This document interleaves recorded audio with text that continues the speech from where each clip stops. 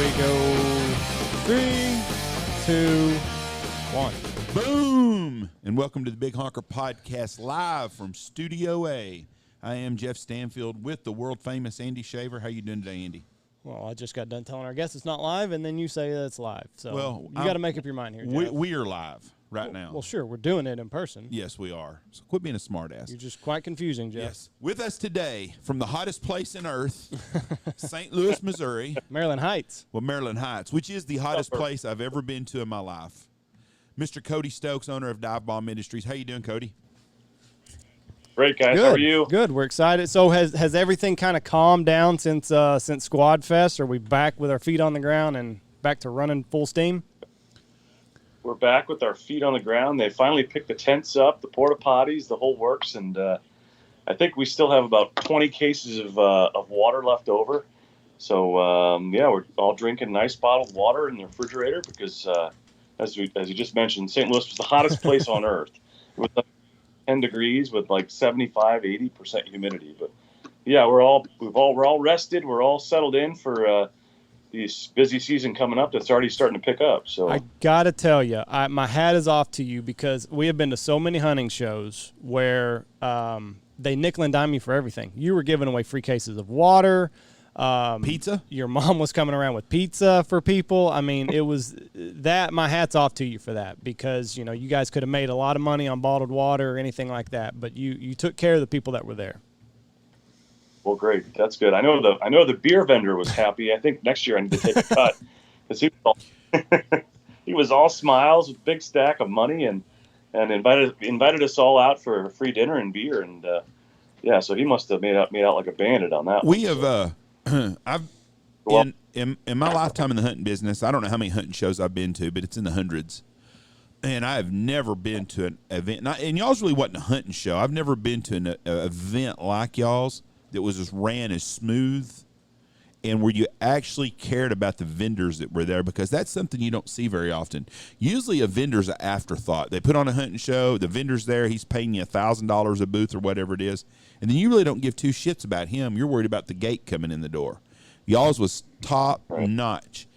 And when I tell you about being hot, I have lived in West Texas. I have been to a lot of places in the summertime. I've never been anywhere as warm as St. Louis in June. Yep. Well, that, and we had it. You were I think centered on a piece of asphalt, which probably didn't help. And the humidity here is just terrible. But yeah, back to the main focus of the show. The goal is to get all of our main supporters and loyal customers and friends together just for a big, more or less party. And another big draw was big payouts at the calling contest. We got some big names out there, which drew a crowd, and I think it really helped the sport of competitive calling. I think a lot of people there were captivated by the opens, and the junior stuff's obviously great for the youth. But yeah, to have you guys come up from Texas and a whole bunch of other friends and just get together and relax, and it wasn't about making money; it was more about just coming together, and I think it showed. So some of the major contributors here, Kyle and Forrest, they did a great job. And then Ashley, my sister, who you probably met, she handled a lot of the fine details, the busing and signage, and that was mostly Cam too. But yeah, all came together, worked really hard on it, and I think it showed. So thanks for noticing. It was a top-notch deal. Now, when at every day at the office that you're at right now, is it Cade or any of them guys around now, or is it just you and the ladies around there basically now? Well, no, we have, I think, 18 full-time employees at this facility. So, and none of which are Cade, Asher, Forrest, and Kyle. They're all remote. So Asher has, I guess, his unit, which would be him and Cade out of Little Rock, Arkansas. And then Forrest is in Longmont, north of Denver, with their airplane and his family. And then Kyle moved. He was with Higdon prior to us. And he was down in Kentucky. And he moved back to, I think, Washington, or I think he's in Washington State, and he's out on the West Coast, which is actually perfect, because that's really where our expansion efforts are heading out on the West Coast. So we're a Midwest-based company, so West Coast reaches far, but not so far with Kyle there. So it actually works out perfect. Well, you would be a good guy to work for. You don't seem to be a hard ass at all. You seem to be easygoing. People do their jobs, and you just let them do their jobs. As long as they do their job. job and you do it well, then I shouldn't have to be at micro.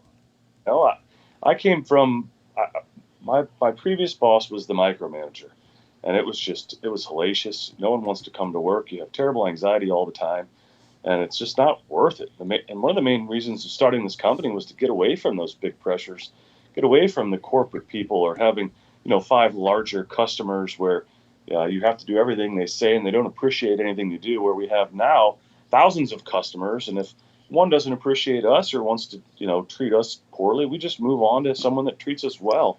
The same goes for our employees. So yeah, it's a, when you look at the workplace these days, or nowadays, I should say, in this decade, it's the 2 things that come first, and first is most important here, and it's culture. Culture is absolutely the most important thing. No one's going to want to come work with you with any talent if it's not a great place to work. And then secondly, obviously, is compensation. So culture and compensation. I mean, it's simple, and they're great. If you can afford it and make it work, it's a total winner. That's what you said there about micromanaging. I've been blessed. I've only had maybe one. I haven't worked a ton of places, but I've had one bad boss. I was working at a T-shirt place in college, and the manager was telling us how to sell T-shirts, and I'm like, motherfucker, it ain't that hard. Like, they're coming in, we're way off. We're not on any major strip. Like, if they're coming in here, they're most likely going to buy a fucking T-shirt. So, like, just get off of our back and just let us have fun. But he would, I'd be talking to customers, and, like, you could see him around the corner, and I'm like, oh, my. And then, like you said, your anxiety rises. You're oh, shit, like, what am I doing wrong? And then, like, sure enough, you get called back there, and it's like, you really need to do this or you need to do that. Well, then I'm thinking about what I need to do instead of just talking to the people about the fucking T-shirt. And, like, you've got the license on the T-shirt for Texas Tech. Like, we're the only game in town, so just get off my back, guy. I hear you. But the thing is, I try to be friends with all the employees here. But there's this balance where if you come too in the friend zone, then their performance may drop or their standards may lower and whatever else. So every once in a while, I kind of have to remind myself and then remind an employee, if something that they've done is subpar, I have to call them out and say, it's difficult and they may be offended. But at the end of the day, a day or 2 or 3 later, everything circles back. We don't mention it again and we carry on with life. And I think everyone kind of, respects that.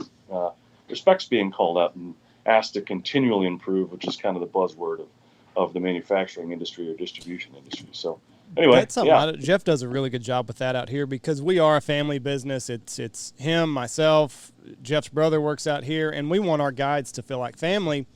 But at the same time, this is also a business, and it's got to get ran like a business. So Jeff does a really good job of making sure, he treats them fairly. But like if somebody's got to get called out, it's just got to happen. I was talking to my in-laws, Andy's mother-in-law, yesterday, and we were talking about the shortage of workers everywhere. There's 50,000 truck driver shortage in the country, and it's getting to be a pain in the ass to go anywhere. I mean, to go to a restaurant, I'm having hell with my pool vacuum, and it's because you can't get nothing here, and you can't get service. It's just anyways, we were talking about it, and I said, it's funny. I said, I haven't had any problem at all hiring employees. Everybody that wants to, there's a ton of people that want to work as a guide or work for an outfitter. It's just crazy. Same with you in the decoy business. Everybody wants to be part of what you're doing because it's something different. It's something they're passionate about. So we are really blessed to have the companies we have to be able to hire people. Because it may be hard for you to get people to work in the warehouse. I don't know, but you ain't having. Is it? It's not. It has not. It's not been hard. I used to run this really, really tight budgeting on hourly and warehouse type guys. And, at the end of the day, you get what you pay for. I bumped our base hourly rate up, 20%. And I walk out to the warehouse floor today, and it's just night and day. Everyone's happy. Everyone's working hard. I mean, it's people are on time. No one's fighting. The police aren't showing up. I'm not kidding. I mean, a lot of the lower wage stuff would come from the inner city here, and and the police would be here serving people. It was wild. We had some fight. It was. I'm over it. We can afford at this point to hire some better workers, and it's paid off. It's been great. But the funny thing is about the warehouse. I have guys reach out to me through Instagram or call or friends of friends. I'm dying to be in the industry. How do I get to hunt? 90 days a year. I'm like, well, it's not working, in the office here. And your really only hope is getting on board with Asher, Kate, Forrest, and Kyle. Otherwise, working here is a grind. I mean, Tommy the engineer, he's a hardcore waterfowl hunter, and he's here, 4 or 5. He's here at least 5, and he's working from home. And basically, he's building up his potential off season. He's creating products that right now that he can go use in the field and justify his time in the field. That's about probably the biggest overlap we have in the office. So, yeah, it takes a on-off waterfowl to really make it in the warehouse, because our peak season is in waterfowl season. So that's your story about the warehouse is great, because my attorney used to own a warehouse in Dallas. And then my good friend Steve Barber used to manage a warehouse in Dallas for a big company, and both of them said the same shit. Steve told me he used to have to loan guys money every week from the weekend because they get in trouble. He'd have ex-wives come up there. One of them threatened to shoot a guy at the office. They had the cops serving papers there all the time. And so when you were talking about the warehouse stuff, it was the same stories. I guess that goes with having warehouses. Yeah, it does. It does. So, yeah. I don't know what to say. I guess it's part of it. That was a good 10 years of my life, and it's like the sun finally came out. It's just I don't want to go back to that. And all it took was more money. He said it was a battle every day, but he had an ex-wife come there and bring a gun and was going to kill her husband at work. He said it was an ongoing deal, and he told me, I said, well, whatever happened to the boy? He said, oh, finally someone killed him. But he said it was a battle forever, but the guy hung out with bad people. So tell us, Cody, what the chairs. What's the name of them? Kickback. The Kickback. The Kickback. Are they sold out already? Let's check. I wouldn't doubt that they're sold. Yeah, they're sold out. I just got the nod from over through my. But yeah, they're sold out. I think they sold out in less than 24 hours. I'm not going to detail how many we sold, but it was quite a few. It was an impressive volume of them. But the Kickback chair is a very practical take on lounging or layout chair in the field. So it's a lounge chair we basically converted to put up with the elements. So closed cell foam, waterproof material on the outside, and then a rubberized bottom that folds flat and then expands open. And then there's six basically incremental adjustments for elevation on your back. There's deployable or non-deployable armrests if you're a big fella or not, or if you want to use them.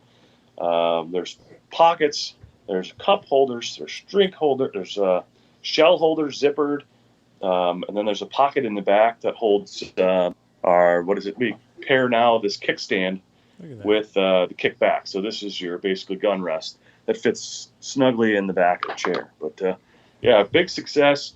Of all the posts we do on Instagram, I think this one probably had the most traction of all. Over, I think, 100,000 views, and I don't know how many DMs, but tens of thousands of DMs from people to people, and 400 comments. It's just wild. So and they're all going to come with that gun rest like that? It's going to be optional. We may or may not.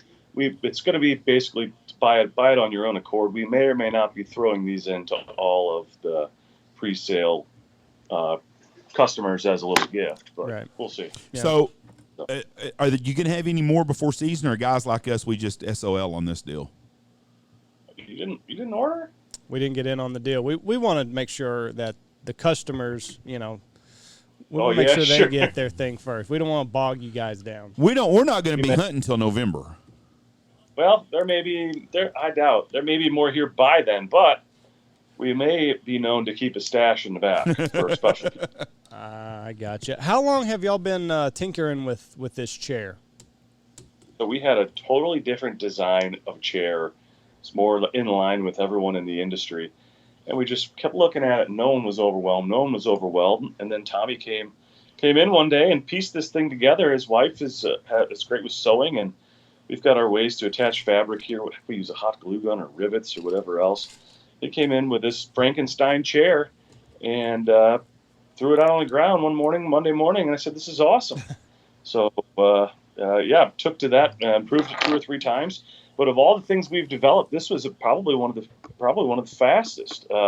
several months, and then you've got to work on sourcing and then sampling with sourcing and lead times and all that stuff. But probably a 6 to 8 month process. But there are other products here that take a lot longer. I mean, the floater whole project on getting that first run of mallard floaters was years. I mean, sourcing, finding a place to have them made, getting their interest, building a relationship, finding a carver, having the carver create drawings, the carving process, the painting process, and then the actual tooling process. I mean, we're looking at years. So in the grand scheme of things, this one was pretty rapid.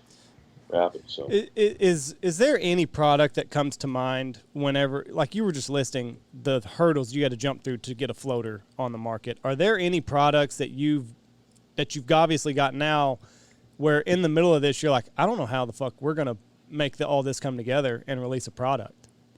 Yeah. So there's a laundry list of product. There may be a list of 50 to 60 or maybe even 100 products. It's all in one big spreadsheet, and we'll be hot on one, and we'll kind of get to a point where, it's not where we want it to be, and the well's kind of dried up, like it's kind of, we have rider block, and the product basically goes in like a whole think tank, and then we'll be out in the field, or someone will be somewhere where they get this creative influence, or something will have an aha moment, and that project will go to the bottom right to the top, and we'll have solved it right then and there. So ongoing. Again, I mentioned this earlier, continuous improvement is the mainstay. So when we release a product, we have basically revision 0, which would be the ground floor, the first time we release it. Once a product goes out to field, it breaks or has weak points or needs design improvements, that'd be revision 1, and then 2 and 3 and 4 and 5. So like goose silhouettes, we're on V2. That'd be the second version. And I think they're pretty well perfected. Not to say we won't have a V3 in the near future or next year or whatever with some design improvements. But yeah, it's an ongoing process from design, basically from conception all the way through first production run, and then carries on through production run 1, 2, 3, 4, 5, 10, infinity. So. See, and I hunt with your silhouettes every day, and I don't know, obviously I'm not in your position, but I don't know how you would improve it. I mean, it's pretty well foolproof. Yeah. We've become very diverse, adding the V2A, which is the alternative, V2 sleeper. So we have 3 mainstay lines on our positions, and then we also offer that in flocked. And then now for this fall, we'll have fully flocked out. So basically any skeptics with any sort of glare, so to speak, obviously you guys have used them enough to know that I don't think that's a factor. But we'll have fully flocked silhouettes coming this fall. So V2FF is what they're going to be dubbed. I saw those. Those look pretty nice. So you got your Pintail Floaters back there, and they look gorgeous. I think they're pretty sweet. I think they are too. How long have we been holding on to those to get those perfected to where you wanted them? This is carvings out of the gate. I'd say that's probably an 8-month process to get to that point. And they're about to go into production. So those are going to be packed up and headed out to Cade here today to go get photoed and probably get listed on the website. And hopefully we'll have them here September, October, which is, not ideal, but got to get them out at some point. So we have pintails here. We have a drake and a hen. They'll be sold in 6-packs, 4 drakes, 2 hens. And then we also have blue-winged teal, which are on the floor outside the office. Drake and hen on those also. So were you hopefully hoping to have those pintails out before September? That would be ideal. It's tight. Shipping schedule right now is absolutely just insane. It's so packed. I think the COVID demand or COVID's finally caught up with everyone, and there's the shipping prices are through the roof, and availability is just the main issue. We're waiting sometimes a month to get availability on shipping. So. I wish I owned a trucking company right now. Gosh almighty. Yeah. That's crazy. I wish I'd bought a house 6 months ago and I owned a trucking company because pricing's just through the roof. So. Yeah, it's nuts right now. Now I don't know how, I didn't get to see the flag demonstration at the show. So show me this. Yes, there it is. Gorgeous. This is what we dubbed the super flag. I'll show you right there. Yep. Flag. Shaft is carbon fiber, hollow carbon fiber, and we actually have a rod that runs through the shaft that meets up at the head. and it allows for quick deployment. There it is. Then obviously it collapses. So pop out of the A-frame, flag, shrink, and you're gone. Or, you know, in a layout blind or layout chair, pull, flag, hit it on the floor or the ground, and it's collapsed again. So that's pretty cool. The other thing is the main complaints on flag has been basically this fiberglass rod cracking or breaking. Yep. So we've put in a rod that has design elements that keep it from cracking or breaking. So, I mean, this thing's wrapped over on itself. It springs right back to action. And then you break a lot of flags. I'm telling you, everywhere I last year, make a flag. Please make a flag that lasts longer than a hunt or 5 hunts or whatever it may be. So hopefully this is our answer to that problem. You should have been using a flag in 1995. Oh yeah, what was a flag like in '95? Well, wooden dowel rod. I went through a bunch of flags. Rest in peace, Randy Bart. We just lost a good guy who come up with the flag of it, old friend of mine. But Randy used to give them to me by the handfuls, but they would fall apart a lot of times. And I saw that post on him passing away. That's a sad deal. Yeah, he was a really good guy. But anyways, that flag right there, I'm looking at that, and that's like looking at a Model T compared to a freaking Corvette. I mean, that's what I'm looking at. I'm thinking, wow, you know, if you'd have told me in 1995, they can do a lot of improvements on this flag, I would just make them more durable. And then I look at that thing you're pulling out, and it's like Luke Skywalker pulling a freaking whatever the hell they call it, the light sword or whatever that thing's called. That is an amazing deal, and that's carbon fiber. Carbon. If you get on YouTube and watch this podcast, hopefully you can see it. It's real deal woven carbon fiber, and it honestly, I think it has a race car feel. Maybe I'm just sick, but we used the F1 font for the super flag because I thought the carbon fiber gave it the race car feel. So I thought that was what cool. Does that run, Cody?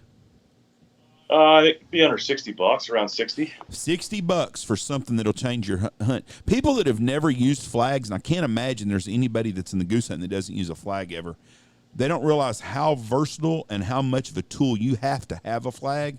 And for $60, you're going to spend $5,000 to $10,000 on a goose spread.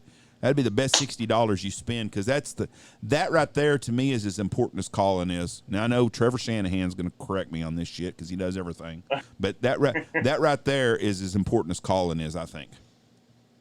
Well, yeah, and like I look back at, like, you know, another flag is maybe $20, but you're going to go through 4 or 5 of them in a season. So spend the extra money here, and then you don't have to worry about it. And you don't have to worry about being, you know, you don't have to buy 2 or 3 on hand because you know one's going to break, so you end up buying more than you need. I mean, the wow factor, just getting it out, pulling it out of the box alone and taking a look at this thing and then using it just on your couch, you're just going to be thrilled to death with it. And then get it out in the field and show all your buddies in the blind. I'm sure there's going to be a shortage of them. So. Does that come into Canada also, or just the snows?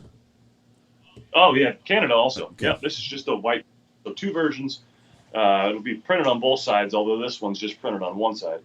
Printed on both sides for snows. So black wingtips on the snow, and then the white line basically on the base of the tail of the honker or the dark goose. You guys are going to put that poor electrical tape. Y'all are going to put that company out of business, because that's what most of my flags have either super glue or electrical tape on them. So I think you guys have put those guys out of business now with this flag that'll last all year long.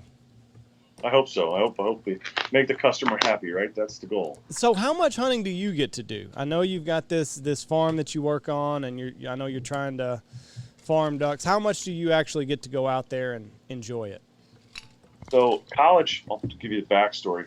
High school and elementary school, used to go to a local club here with a guy my mom was with, oddly enough. It was my parents divorced when I was young, and she dated a guy who had a little club, and he'd call up to my school on a weather day and pull me out and take me hunting. It was awesome. I'd grab the beer from underneath the chair. They let me shoot first at almost everything. So that was kind of like my first go at it. And then college, I shot a lot of skeet, and a lot of the guys that I shot skeet with all hunted the public places here: Eagle Bluffs, Grand Pass, Central Missouri, and Northwest Missouri. And then after that, bought a trailer after college and made the trek up to Saskatchewan. And we do that. I did that every year for the last 10, 12 years with all my buddies. But nowadays, my dad has a local spot that's about 25 minutes from the door. It's not under a major flyway, but it'll build up birds. Go in there with an Invisiman or just kneel in the marsh and shoot your 4. I don't take anyone. I go by myself, just me and my dog. It's just kind of a little relaxing thing to do. And then I had a place that I actually bought off the guys at Habitat Flats that was in Sumner. And they dubbed it a C hole, like a C status hole, A, B, C hole. It was great for me. I owned it for about 3 years. I just sold it to a friend of mine. And it was 3.5 hours away. So if I want to make a trek, 7 hours round trip. I think I went, 10 times last year, 10 weekends, which is quite a bit. 70 hours of driving to go there. Last season was horrible. We had no weather. We had weather, I think, the last week in October, which is a week before season, and not one front through that. So it was tough, especially driving 70 hours for just a handful of birds, believe it or not. But I bought a new place in a town called Ellsbury, which is north of St. Louis by about 50 minutes. And it's got a nice wetland pool there. It's under conservation easement, so it's moist soil unit. And then four pools total. The 3 other have corn, and it's on a creek, which is pretty cool. And no competition to the north or south, which is awesome. Because the big problem with hunting around St. Louis area, and specifically St. Charles Bottoms, is it's shoulder-to-shoulder clubs, shoulder-to-shoulder pressure. And if you're not on a weather day, the ducks simply just don't fly. They're not totally nocturnal. So I like to hunt a couple times a week locally, and then try to stay here through most of that season to hunt here and tend to the business and entertain people that I work with and people that support us, accountants, lawyers, insurance agents, local friends that pitch in and help take them out, hunt with them. And then outside of that, later in the year, January, February, March, go to places like Texas, Oklahoma. Although I haven't visited you, I've been to Texas several times, went to Ranger Creek, been several outfitters in Oklahoma, and maybe back up to Canada. And then hopefully one big trip a year, be it New Zealand or last year, year before last was New Zealand, and that was just unbelievable. I'd go back at the drop of a hat. For first week in November this year, I'm going to Scotland, which should be cool. Wow. So Aberdeen Wings of Scotland, go sit on a 700-year-old fence and shoot geese and see castles and probably have a brewski or twoski and hang out. Man, I am jealous of you. I would love to go to Scotland. I've been watching Downton Abbey with my wife on Netflix, and I loved it. That beautiful area up there. And good hunting. And good hunting. I don't know. I think the limits are non-existent or extremely liberal there. I don't think there's any limit to those geese you can shoot. So the hunting part is not even as in. I'm not as consumed with the hunting as a lot of people are. Just to see the history in those old castles, to me, would be well worth it. The hunting would be just a cherry on top for me. I agree. I've not been to Scotland. I have been to Ireland, and it was that was just on a guy's trip. That was an absolute blast. What was that like? Ireland? Yeah. It was awesome. It was we did Dublin for 2 or 3 nights, and the whole town was pretty much fun and drunk. Saw a couple fights. If you didn't punch a guy in Ireland, you wouldn't fucking be in Ireland, is what our captain told us. It's great. We copped a bus out to the cliffs of Moher, which is I think on the west side of the island, and it's just dropped steep cliffs with wind hitting them coming up, and there's no safety. It's just a flat out cliff with tons and tons of tourists there walking along. I think a couple of them get swept off a year and they're gone and never be seen again. Oh, shit. But it was really cool. They're really into their history over there, and good for them. They're trying to bring back Gaelic, which is their native tongue. So the signs on the streets have English and then Gaelic. And then the interesting thing is they didn't have their shores and farm ground or ag ground was original was rocks. And I'm not a historian, but they detailed to me that all of basically the agricultural fields out there were developed by bringing seaweed up from the sea and depositing it on the rocks, and ultimately it composting and turning to soil. That's really interesting. Which I thought was pretty cool. Yeah, that's badass. But you know, my wife and I, we're always kind of thinking about in the future of where we wanted to go. And I mean, was it just like a big drinking fest, or was there sights to see? I mean, what was the trip like? It was a group of about 10 guys, so it was pretty much 90% a drink fest, to be honest with you. Are the chicks hot over there? I don't know. Like, oh, the black Irish are the hottest. I'm like, there's no African American Irish people, are there? Like, no, you idiot, the hair. I'm like, yeah. Oh. So, yeah, they were fine. I mean, nothing to write home about. If I've learned anything from this podcast, and I want to share with everybody, is the first thing you should remember: if you're going to date a lady with a kid, you need to be like Codys, that take him hunting and let him get a beer from underneath the bench. That's the first thing I've learned from you. And the second thing is you need to all want to be like Cody and go over and travel and drink and party and see the rest of the world. Yeah, well, I'll let you make that decision. But yeah, I'm thinking pasty, redheads over there. I'm not thinking this. Black Irish. Yeah. I didn't know where you were going with pasties. I was like, where's it going? No. Yeah, they don't see a whole lot of sun over there. I don't imagine, but maybe we'll go over to Ireland one day. They can drink you under the table over there, though, can't they? They can drink. Yep. As there was a video, Conor McGregor has a whiskey, an Irish whiskey, and there's a video of him offering an old Irish man a drink of it, and the man refused, and Conor swung at the guy, an old guy, and the guy didn't even care. Okay. Shoulders and kept drinking his beer, drinking his whiskey. No one even cared. It's ridiculous. But where did y'all stay in, like a hostel over there, or were there hotels and stuff? Oh, we stayed in hotels. You did. Hotels in Dublin. Yeah. So when you're going, would you say first weekend in November to Scotland? First weekend in November for a week in Scotland. So there's going to be 4 of us total. Asher and Kate are going, and then we've got another guy that works for us, does videography, very, very talented, like detail-oriented videos. So right now on YouTube, we've got Field Facts with Forrest. We've got a new calling series coming out. There's with Forrest and Kyle, and both those guys are upper echelon callers. Definitely check that out. And then we'd like to do something along the lines of 4 to 5 feature films with more higher cinematography. I don't even know if that makes sense, but more quality oriented. That's more storytelling. I know that may or may not be in, but I think it's cool. I think it'd be awesome to focus in on more of the details of Scotland and the sites and the culture and things like that for people who care. So anyway, we're going to do a vlog style video in Scotland, and we'll also probably have a feature film on Scotland and the lifestyle and the culture and the hunting. So it should be cool. I think you'll be shocked how popular that is. People, I think that would be a big hit. It's just like the documentaries they have on Netflix and everything else. I enjoy that stuff, and they wouldn't be on there all the time if there's not a lot of people that watch them.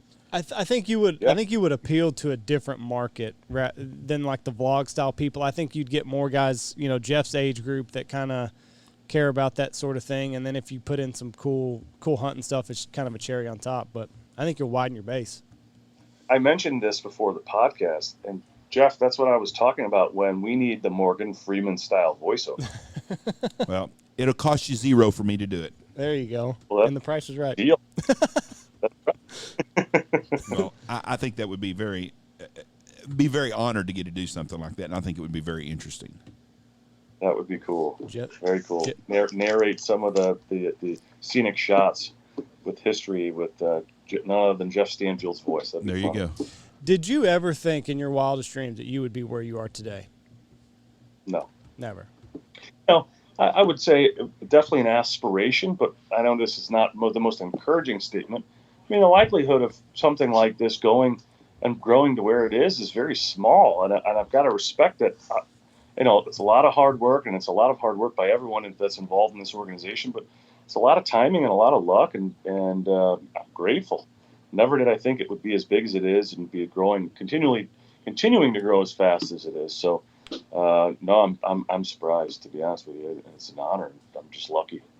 Well, I mean, you're a hard worker, and I mean, you guys, your timing seems to be impeccable on everything that you do. And maybe that is luck or good fortune, but I mean, everything that you do, it seems like it's a logical next step, just like your floater line and everything else. Like, it made sense seeing you guys try to, expand into that realm. And now you're into clothing and the kickback stands. And I know a blind is coming out in the future. You can talk about that or not, but it makes sense when you guys take another step. Yeah, when I say timing, I basically mean focusing on the foundation of it. I started selling these. You'll see we have a new website coming up. You'll see on it the original website that I built on Dreamweaver software, which is an Adobe software that may or may not even be around. And it was HTML and CSS, and all the code was basically copied from like public sources and pasted in there, and then pictures added. And it was just a crazy complex thing to have basically a direct-to-consumer buy online platform in 2010 or 11, back when web e-commerce was not like the mainstay. It was still brick and mortar. So we got involved we were direct-to-consumer only brand before it was even really a realized thing. So our timing there was impeccable. And then our timing with social media and basically the come up on Instagram and Facebook was established, but Instagram and TikTok and all that stuff, we took to it basically on the forefront, and it's continuing to grow there. So the alignment of all that stuff, and especially the e-commerce, is, I think, where our real timing has been great. And you've got good people to work for you. You got guys, like just putting on this calling contest. Forrest and Kyle and Asher's been incredible. Cade, and then the guys in the office. We got a bunch of guys in the background here that get absolutely no limelight, that are the major foundation of this place. Brian, Andy, Debbie, Tommy, Cam in this office, Ashley, Sam in customer service. It's just we're honestly kind of turning into a family. We're trying to do more things, like, as cheesy as it is recognize everyone's birthday and have a pizza party. I mean, come on. We surprised the guy that turned 22, although he looks like he's turning 30. With a pizza party, and his jaw was dropped. Now every time he walks by me, where he was quiet before, how you doing, Cody? Hope you're having a great day. And it's just, he was intimidated, I think, before, and now it's kind of opened the lines. I think the respect is still there, but it's just kind of, this is a fine place to work, or fun place to work. So when you're appreciated by your boss, it sure makes things a lot better. And that low man, right. the lowest guy on the totem pole is important. They may not always realize how important they are. They don't make as much money as some of the other people do, but you can't run a business without the little guys. That's right. That's right. I mean, I know you don't want to do a lot of shit that they do. Jeff doesn't want to do what the Bird Boy does out here. So, no. you got to take care of these people, or otherwise you're going to find yourself in a shitty situation having to do it yourself. Right. So can you talk about the A-frame that you guys are going to come out with at all? So we're going to dub it either, I think, the vertical blind or vert blind, and I think the Facebook community wanted to call it the bomb shelter. Oh, nice. Which is that's cool, kind of maybe a little cheesy, maybe. Maybe that's kind of what the branding guy's in the back. He's laughing. I'm looking at Cam back there laughing, and he's like, "No way, we're going to name it the bunker blaster or whatever it is." But it's an A-frame style of blind. That's just improved all around. It's got a bunch of different amenities, so to speak. It's got, it's got access for dog. It's got left and right options for that. All of the connections inside the tubes, all of the fittings in plastic. Some of them have been converted into aluminum, which makes them super tough. A lot of the welds done away with and converted to castings with ribs. It just features, and then a price that's going to be 30% lower than I think anyone on the block. So I think it's going to be a home run. When are we thinking about this being out? Next year? No, this year. This year. Yeah, I hope it by the end of October, November 1st, we should have them out. Oh wow! When are we going to see this product to be named later? Maybe within a week. Ooh, things are getting. Yeah. Hunting season's right around the corner. I mean, it's just crazy. Feels like just yesterday, hunting season was ending, and we were making summer plans, and now it's all here. Crunch time. We're gonna have a SquadFest too. Oh yeah, SquadFest too for sure. We're going to have to rethink it. This venue or our facility. I'm not sure. I'm not sure if it'll house a SquadFest too. I'm not sure. Hopefully the turnout will be twice as large, and we'll have to may have it. We may by then, if we're lucky, have a new facility. So speculating moving bigger footprint here. So right now we're in basically the second extension of the warehouse. Our warehouse is maxed. We have two other warehouses offsite. We're keeping one with bags and one with V2s and V2Fs. So hopefully we're going to consolidate all of that into one big building, and that may be completed by next summer. And if it is, we'll have SquadFest 2 there. Hopefully it's 2.5 times the size. We'll have 3 times the food trucks and multiple beer vendors and more calling vendors and so on. So yeah, I would keep my eyes peeled, and hopefully we can get a date nailed down so everyone can plan in advance to come to SquadFest too. Are you nervous when you guys try to expand? I mean, I'm a glass half empty kind of guy, and if I were taking a big leap forward, I would only be thinking about the negative. Do you block that stuff out? Like, do you just know that it's right?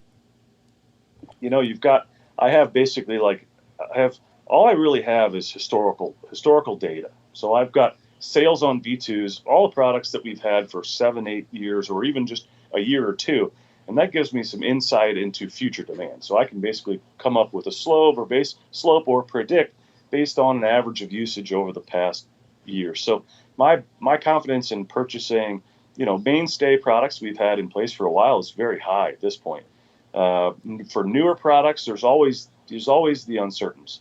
There's, is it going to be to all the customers' likings? It's hard to appease everyone. Are we going to sell? Did we under order? Did we over order? Are we going to sit on product for 3 years? So some nervousness comes in that. But I'd say the most nerve-wracking piece is this business is seasonal. Mm-hmm. Think of it as a tide. We've got basically one major shift through this whole year cycle, and it's the tide coming in and the tide going out. So we've got all this inventory being built up in September and through the summer. That's basically going to fuel the demand from we start really picking up in August. We kind of taper off at the end of February. So we've got to stock up, load up. We have no space. We have no cash. Basically, line of credit with the bank to be able to afford all this inventory. And then the inventory switches back to cash. The warehouse is empty and the bank account is full. And then the bitch of it all, I'm just going to be totally blunt here, are taxes. Oh, yeah. What are we doing here? I'm doing my best to fund everything I have is in this business. I'll be totally honest with you. Every ounce of it. And then when the government comes and takes 35, 37, 33, whatever percent it is of the money you're trying to reinvest in the business, in the people, and everything else, it just shatters the ability to be able to grow. So I'm afraid at some point I won't be able to fund this business, and we'll either have to have outside funding, or I'll have to sell equity at a proportion of it, or do something along those lines, which is just, I'm afraid if we're trying to stay on this course, and I have other influences in here that are focused solely on profit, like an outside equity or private equity company would be, the culture will deteriorate, the product, the customer service, all of those things will kind of veer off course, and will become a corporate entity, just like everything we strive to not be. Yeah. Anyway. It's a fine line that you have to walk, because like you said, you do all this and then the government takes their share, and it's like, well, how the fuck am I supposed to grow this? Yeah, that's my biggest hurdle. We're all small businesses are all overtaxed, and the people that don't own anything or don't have anything, they all bitch. Well, we need these companies to pay their fair share. Well, companies are who provide jobs. Even the big boys, I get sick of hearing that all the time about Amazon, for example. People all the time gripe, well, Bezos doesn't do this, he doesn't do that. How many jobs does Bezos create? How many jobs is he responsible for? Now, I'm not a Jeff Bezos fan. I think he's a liberal, and he's just not my kind of guy. But treats his employees like shit. But they work for him. I'm not taking up for him on that deal, but he provides a lot of jobs. And those products he sells, those products that sell to Amazon, they're providing a lot of jobs. If you take Amazon out and you just do away with them, that's a lot of jobs. A lot of people are feeding their families aren't going to be available. Same with Shell Oil Company. I think Amazon needs some competition. They do, yeah. but that's going to have to come from free enterprise. It's just like GM. If the government would have let GM fail, there's guys in private business that would have scooped up General Motors and bought it and reorganized it, and it would have come around again. But in the hunting industry, like Cabela's, for example, or Bass Pro, whoever it is, it's Bass Pro. They don't have any competition. They control that sector, and people bitch about it, but they do provide jobs. And that was one man's dream, and that's the same with Bezos. Amazon does need some competition. I agree with you. But didn't it come out? Was it them or Tesla? They don't pay any taxes. I think it's Amazon. The way their company's set up, they're paying taxes. They just don't pay what everybody thinks they should pay. Everybody thinks they should be writing the government a check for $2 billion a year or something. Well, fucking poor dive bomb's having to. I don't know what their gross revenue is or what their income is, but it should be, at least the amount I'm paying as a percent. Right. As a percent. They've got those loops. I don't know. But that's what screws. It says Amazon right here in 2018 paid $0 in federal income taxes on more than $1 billion in profits before taxes. They probably It also received a $129 million tax rebate from the federal government. That's what he's saying. And what you're saying, small businesses get the shaft from government. Right. But what I'm saying is that small businesses, first of all, I'm not a big Amazon guy. Oh, you are too, Jeff. I do buy some stuff from Amazon. You were cheering.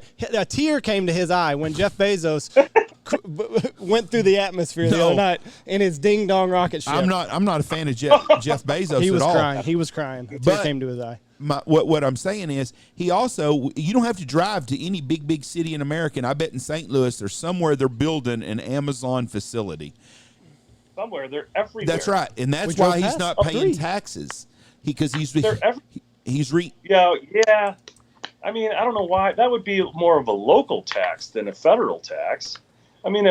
We're kind of in this process right now with different municipalities in St. Louis. We'll give you tax abatement on your property tax for 5, 10, 18 years, whatever it is, to basically incentivize you to move there. But we still have to pay income tax to the state and the federal government. It's basically the property tax on the place we stay. So if we buy a building, we're going to have to pay property tax. If we lease a building, we're going to have to pay triple net, which is CAM, I think, insurance and taxes. So that would be the major incentive for St. Louis saying, Amazon, come build here. They can't just say, St. Louis can't say, you can't pay federal tax, or you're not going to have to pay the state of Missouri. So anyway, when I look around basically the landscape of industrial places in St. Louis, like industrial buildings, I've gone around, and I mentioned we're hopefully moving next summer. I've gone around, and there's like 3 or 4 subleases available that are massive buildings with drive-throughs and big-ass fans. Those fans that are like $30,000, $40,000, $50,000. And these places are decked out, and they're all for sublease, and they've got like 4 years or 5 years left in like a 6 or 7 year term lease. And they're all Amazon buildings. Mm-hmm. They're all Amazon buildings because they've grown out of the buildings so fast. And now they're all building these bigger buildings. It's like this trickle. I don't know how the hell they can afford. Now I know if they don't pay taxes, it's probably a lot easier for them to not afford to have to pay for these 400,000 square foot buildings they move into for a year and then move out of. And they're still on the hook. Mm-hmm. It's crazy. So the local municipalities up there, their EDC boards won't come and do a recruit deal to get y'all to come there and get y'all building for. Oh, we had a municipality here last week. Yeah, I think they're not that thrilled that we're an online retailer because when you look at sales, when you look at sales, they're not focused directly in their city. They're focused all over the country. And now in online sales, you have a sales tax nexus. 5 years ago, you could sell freely over the internet to any state you want, not have to worry about sales tax repercussions. Now, when you sell to a different state and you cross a threshold for transaction or gross receipts, you have to start remitting sales tax. So the local municipalities, basically in our case, would benefit only in the local sales. But they're still. So that was basically the big negative to what they were interested in. But they mentioned at the end of this meeting, they're like, all of this stuff aside, there is one factor that's really not quantifiable, and that's cool factor. They're like, it would be very cool to put you in an industrial park with your logo and your youthful vibe and all your reach on the internet. Got the dog barking. Someone must. Anyway, the cool factor. So, and I've had a couple small towns reach out and say, hey, we have grants that we could give you, basically interest-free loans for up to 5 years at several $1 million if you move this business to our small town. And I think we need to be at least within close proximity to a larger city or major interstates to do what we're doing, which is ship same day and have our product go out and get received fast by all of our customer base. So. As a member of the Knox City EDC board, we would make you a hell of a pitch to come here and open up your business. Cool. It would be a huge change of lifestyle for most of you people, though. So I think it'd be. How does it work selling? Like, say you mentioned you're taxed differently once you sell to another state. How does all that work? Like, if you sell to New York, sell something in New York State. I'll tell you, it used to we'd have to kind of, I don't want to say ballpark, but ballpark. Right when this started, ballpark average sales tax for a state. So all the states are different. Some charge sales tax on shipping, some don't. And then some go by county versus just statewide blanket percentage. So now there's an application. So we basically have a platform website with all of these different applications that plug into it. A shipping application, a shopping cart application, a credit card processing application. And the latest one is one called Avalara, which is a sales tax nexus, basically application that plugs into the shopping cart. So in real time, it will figure out, based on the customer zip code, whether or not the shipping is applicable to sales tax and the sales tax percent rate with which they should be charged. It charges that consumer, and then it puts it basically in a separate folder, and our bank account is debited by state each month or each quarter or every 6 months, whatever the frequency is, by that amount. Jesus. So it's basically, I mean, autopilot, great, awesome. We don't have to worry about it, but it's not free. We have to then pay on a transaction amount and then subscription base for this application. And government's not paying for that. I mean, I don't expect them to. We can't really pass that on to consumer and sales tax. The only thing we could do is either take it in shorts or pass it on in profit margin hike, or basically a price hike, which if you look at our V2 silhouettes, the price has not changed since they were brought in 2011, which is crazy. Do you foresee any price increase? I mean, at this point, is it inevitable? A little bit? Yeah. Yeah. No question. It's inevitable. I mean, our pay scale is increasing. Cost of business is increasing. The cost of materials is increasing. The cost of shipping is increasing. Inflation. I mean, all of these things are definitely going to weigh on pricing. I have my own strategy on what I want to do moving on price increases that I'm probably not going to discuss, but yeah, they're inevitable. I think the name of the game is probably try to hold out until, you have to. So that's kind of my plan. It's everybody wants to be in your shoes. I mean, you built a successful business. It's growing. You've got a great fan base, but nobody in their right minds would ever think about all the shit and all the legal hoops that you have to jump through on almost a daily basis to get to where you are right now. Yeah. So, it's been there's a lot that goes on here behind the scenes. A lot of which is basically funding and appeasing different vendors and building relationships with those people. I mean, especially with banks, to get them to go out on a limb and support you. And they're obviously going to evaluate your financials, your income statement, and your balance sheet. But then past that, I mean, there's got to be a level of trust, and they have to basically come in here and see what's going on. Like I mentioned, see the culture, see the growth firsthand. And then when they go to their board or their lending group, they can say, hey, on a normal position, he'd only be eligible for this much of a line of credit or a loan for this amount. But we see the growth. I mean, we've got a trajectory from 5 years of these income statements that show solid growth that we can go ahead and loan him more than this amount. So there's a lot that goes on in keeping everyone here happy. I mean, compensation wise and job wise and everyone's family. I mean, even past personal level is just as important. So yeah, there's a lot here. I'm oftentimes up at about 2 o'clock to about 4:30 in the morning, just up thinking, writing notes down on my phone or looking at things or talking to different people. And anyway, What time? I mean, if you're up at 2, what time you go to bed? Normal, like 10, 10:30, or yeah, or 10:30, 11. Honestly, I'm trying to stay up. I'm trying to stay up later to curb this 2 o'clock wake up time.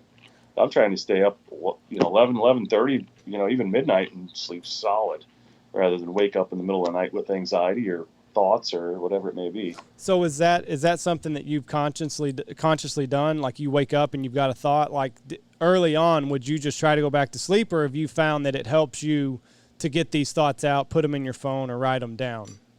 Yeah, write them down, think about them. It's like I mentioned this sales cycle that we have here. It's a Cody stress level cycle. Cody's stress shoots up in the spring and then into summer, when basically you're down to your last dollar and you have no space. And you're asking your neighbors if they have any temporary storage to try to make this thing work. And then once you turn the corner in August, September, and it all starts to come back in and everything looks like it's going as planned, I'll lighten up. I mean, I think everyone around here basically my day-to-day attitude, what position this place is in. And even at home. Heck, I think my dog can even tell. Ain't that funny, though? Because people on the outside always think, oh, they got it so good, they don't have to worry, blah, blah, blah, blah, blah. And they don't realize the bigger a company is, there's usually more stress. They just when you first started this business, you have a ton more stress now than you probably did when you first started, don't you? I'll tell you, I don't know.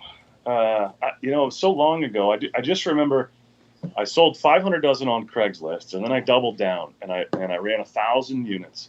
And I just remember opening the container and pulling off the first dozen and cutting the box and looking at them, and they were purple and they were shiny. Uh-oh. And it was every ounce of money that I made from the first run down the tubes. Couldn't sell them, and so that's basically take them all to the bandsaw, cut them in half, and throw them away. There's literally nothing you could do to it, and that was it. That was honestly just about it for me. And I was headed to lunch with my dad one day, and probably the best advice, simple best father-son advice I'd ever gotten. I said, I think I'm going to give it up. And he's like, how did it go? And the product was fine. I said, it went great. Because then you'd be stupid not to give it one more shot. And gave it one more go. Product came in great. That's basically how we evolved into V2, was the problems that were basically teetering on the edge of V1. We converted to V2, and it's been, I don't say gangbusters, it's just been on the incline since. And then when you look at it, this business didn't make money for the first 5 to 6 years. 5 to 6 years, I didn't pay myself one red cent for the first 5 to 6 years. I wasn't even on payroll up until about 2 to 3 years ago. Asher was our first guy on payroll. Wow. I think Nick Kosis was number 2. So wow. Yeah, I don't know. And so I think my stress management is getting better, but. And it's just, my hat's off to you. I mean, anybody that owns a business, they know but so many people just want to point at guys like you, or hunting outfitters, or Amazon, like Jeff was doing. You're the one that ripped on the wealthiest man in the world, not I me. didn't rip on him, Jeff. That was you. But so many people rip on these companies, and they don't know, like, you bet everything on Dive Bomb working, and it's paid off. So you should be in a position to where you can, reap some benefits, and you've earned it. Every one of these loan documents has a little thing in there that says personal guarantee. That means everything that I own. Right. So that's a little spooky, but at this point I'm just used to it. I can imagine. So, well, Cody, let's start wrapping up here. So we're going to see pintails in the near future. You're going to see pintails, blue-winged teal. You're going to see cool things like the flag I detailed here. We've got an A-frame, the kickback we talked about. The kickstand is the barrel rest. The dry line bag is getting re-released, I think, for the end of July. And then in addition to the dry line bag that we'd offered last year, game strap here, Nice. loops, floats, hooks on with a clip to the outside of your bag. We've got a little shell case here with a loop hang in the timber, hang from a tree. Keep your shells dry, keep them together, pour them out of the box, deep six it, and then a backpack that Kate has. And then look for maybe some full bodies coming this spring, a more comprehensive line of gear. Right now we've got our base layer that was a huge success. It's a bargain. The materials are awesome. We've got that in white and brown coming, which is cool. Mid layer we have out a shell, more base layers, some hats, some gloves. Sky's the limit here. Tommy's working full bore, our engineer, on new products. So there's a lot coming down the pipe. We're excited to continue to grow. Well, yeah. We can't wait for our October shipment we always get. It's like Christmas around here for us. So, Cody, keep killing it, my friend. Hopefully one day we can share a blind together, and we'll keep rooting we'll keep rooting for you down here in Texas. So, thank you guys as always. Love the podcast. Appreciate the support. You guys are doing a great job. Yes, sir. Thank you very Cody. much. You have a good day, and God bless you. Have a good day, bud. You too. Thanks a lot. Damn it! I didn't even think to do it. You missed your deal. I missed it. Cody Stokes, interesting guy. That's crazy, though. I mean, so many people, you don't think about it's just a shoestring that you're on whenever you own a business. Mm-hmm. It's always just like out here. It's easy for the guy on the outside. It's always easy to point fingers. I do this and I do that. But the funny thing is the guy who comes to work for you that knows how to run everything else, but he never ran nothing anywhere else, or he's been out of business doing it himself 3 or 4 different times. Yeah. Those guys always trip me out. They go to work for another outfitter, and they know they're going to do this and they're that. Well, why didn't you do it at the 3 other places that you ran that you didn't do good? So, kind of like Biden. You're bitching about all this stuff. Well, why didn't you just fix it when you were there for 50 years? You've been here 50 years. He is the worst president this country's ever had. Just fix it. Or any politician that runs that's been in there. I'd do it this way. Motherfucker, you had your chance. Yeah, he's horrible. Or whoever's running, he ain't running things. We all know that. That's a mess down there. Telling me. Stuff on the border is a mess. Well, we don't have to turn political here. It was a nice conversation. It was. Otherwise, so we have a whole lot of stuff going on in the world right now that me and you can discuss at our next one. Just me and you, our own round table. From Jeff, I did see you cry whenever Bezos' penis-shaped rocket, a little tear. I didn't watch any of that. Right down your eye. You didn't? No, I don't. I don't give 2 shits. Have about you seen? Jeff Bezos. Have you seen the memes about him and Dr. Evil? Yeah. They both have a penis-shaped rocket. I don't have anything against Jeff Bezos at all. He's the ultimate success story. He is, and I don't understand. And people bitch about his taxes. He's going by the tax rules that the politicians make. Elizabeth Warren bitches about it all the time. Well, you know what? She wants free education, but she cashes a $500,000 check from Harvard every year to teach one class. But it does suck. Just like small businesses like us and Dive Bomb talking about it. It is. It's ridiculous on our end. It sucks. Yes, it does. But you got $1 billion company making billions of dollars a year, and they pay zero. He is doing what the government deals is. Every place he goes and builds a brand new warehouse, he gets to write that off his taxes. And stuff. That's what I'm saying. He's doing stuff that instead of paying taxes, he's investing in himself. But that's what he wants. That's what Cody wants to do. He should be able that's to. What Cody's saying. Like right. I can't reinvest because I'm getting so much taken. Yeah, from me. it's a screwed up deal. But he also can afford billions of dollars in tax attorneys. It's it's not a fair situation. But the guy's going by the rules, is what I'm saying. The politicians, they stick it to the people of small business. Dive Bomb is a very big business to me, a lot bigger than we are, but they're considered a small business still. I mean, and there's this country's made up of them. I mean, we've got electronic guys or electric companies that hunt with us, and construction guys they do $100 million in business a year, and that's still considered a small business. Right. And those guys are in the same boat, and it's a bullshit deal. But everybody always bitches, well, the businesses need to do this. The businesses are the ones that create jobs. Well, Jeff, I don't like it. Well, how do you want to fix it? Do you want to just do away with all taxes? Yeah. You want to do away with all taxes? Everything's gone. So how the fuck are you going to drive down the road? Taxation is theft. Well, how are you going to drive? I'm this bandwagon now. Okay. What do you mean? How am I going to drive down the road? Who's going to repair the streets and shit? We'll hire somebody. There will be out of what money? There will be a company. What Jeff, money? You might have to fix your own shit, bud. See, that's where taxes. There's a lot of things that taxes go to that's good. Fuck them. We'll go back to horse-drawn carriages. We'll just ride it. We got open range here in Texas, Jeff. I can take off going across anybody's land on my horse and carriage. I'm not for taxes at all, but we have to have them.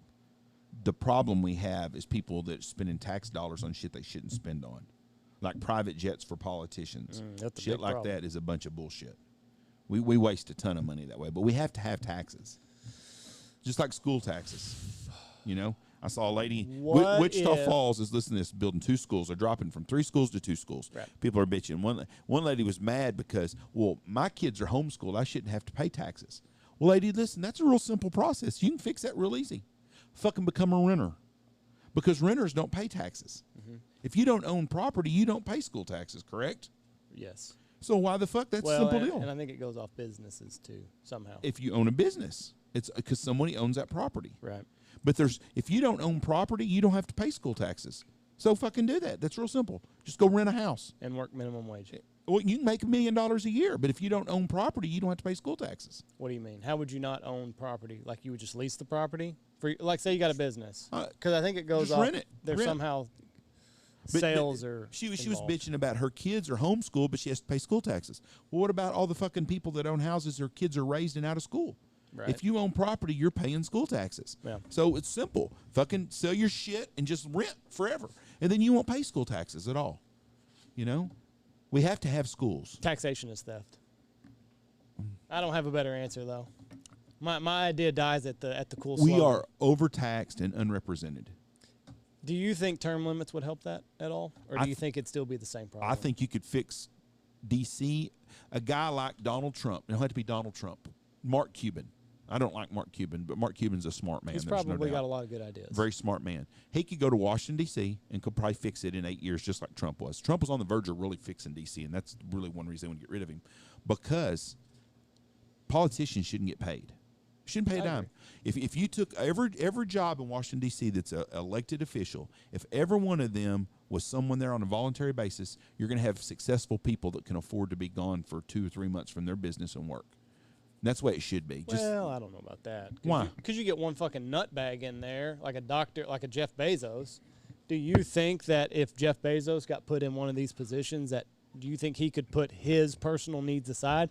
I think it's a rare person that can take a job like that and not look for the kickback for Amazon. If you made them on paper, it's a good theory. No lobbying at all anymore. No lobbying. If you get caught lobbying, you go to prison. Well, there's no reason to have special needs up there. Well, I mean, how are these politicians supposed to know about the industry?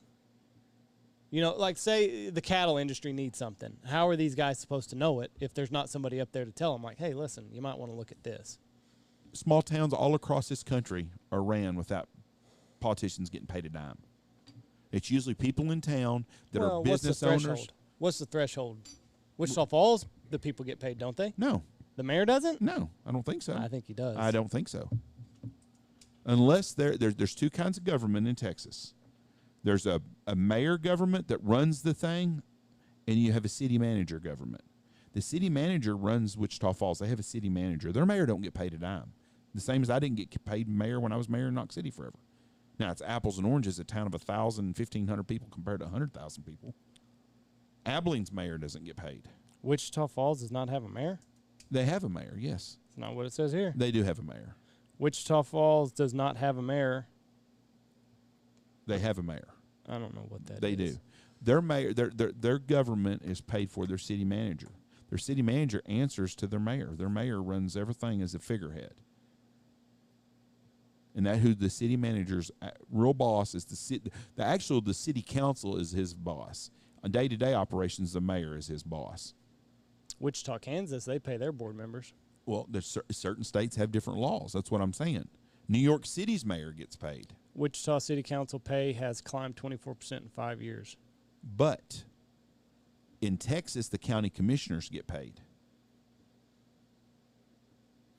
So, but anyways, back to my D.C. deal. If you had every politician in D.C. wasn't getting paid and had to be and you took away all lobbying, you could clean some of the fraud and shit up that they have. That's the problem. There's too much fraud.